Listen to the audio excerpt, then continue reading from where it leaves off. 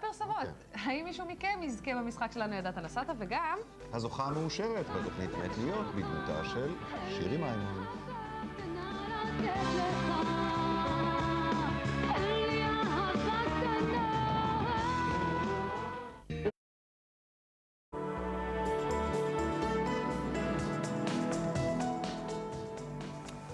הזוכה השבוע בתוכנית מת להיות, החברים כבר מזמן לא קוראים בשמה האמיתי, הם קוראים לה שירי, וזה כמובן בגלל הדמיון הלא יאומן לשירי מימון.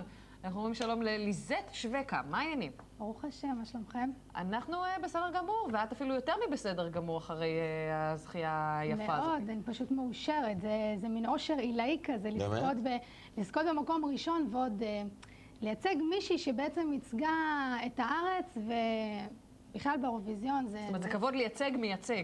בדיוק, זה כבוד מאוד גדול, במיוחד לייצג את שירי מימון. בת כמה את? אני בת 24. מאיפה? באר שבע. מה עושה בחיים? כרגע אני משלימה לימודים, לקראת לימודי משחק, שאני מתכננת השנה. כן, וגם את לא המצאת את החיקוי הזה לצורך התוכנית, אלא את בצוות הוואי היית באילת, נכון? נכון, הייתי בצוות בידור באילת, והייתי בצוות בידור שם גילו את הדמיון שלך לשירי מימון. בדיוק. תמיד הייתי עושה את החיקויים של שירי מימון, ולא כל מקום שהייתי הולכת, אם זה במשפחה, ואם זה חברים וחברות, תעשי לנו את שירי, תעשי לנו את שירי. היא התחילה משיער חום ועברה לבלונדיני, את גם עשית את אותו מהפך בשבילה?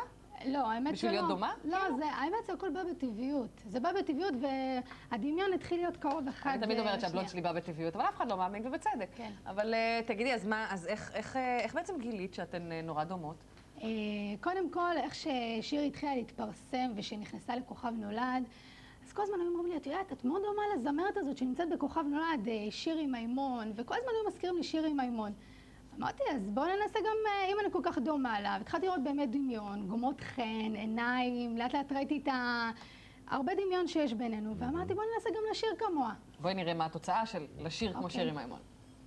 אז מה יהיה איתך, עם המשחק שלך, בשר לך התעלמות שלא אוהב אותך, ומחשב אותך, אין לי אהבה קטנה לתת לך.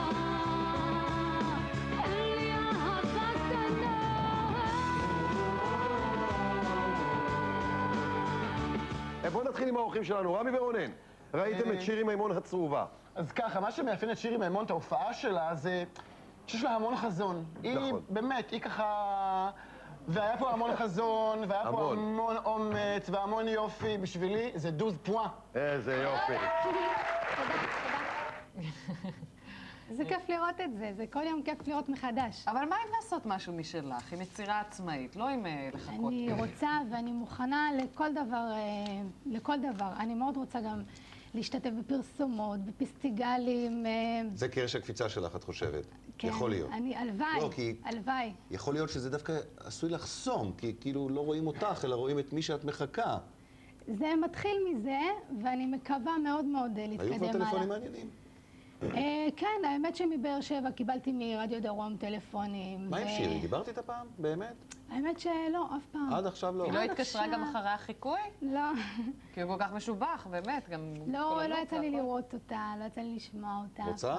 מאוד. אוקיי, לא, היא לא כאן. כן, אני זהו, מבינה. התחלת את זה כמו זה. והנה, שירי מימון! זה לא הז'אנר, לא נמצאת כאן, לא. אוקיי, אז ליזט, שיהיה בהצלחה. תודה רבה רבה. באמת שיהיה בהצלחה, הדמיון הוא מדהים. תודה. גלוברמן. בוקר טוב. קדימה. נשמעו דברים מאוד מעניינים. שר יפה.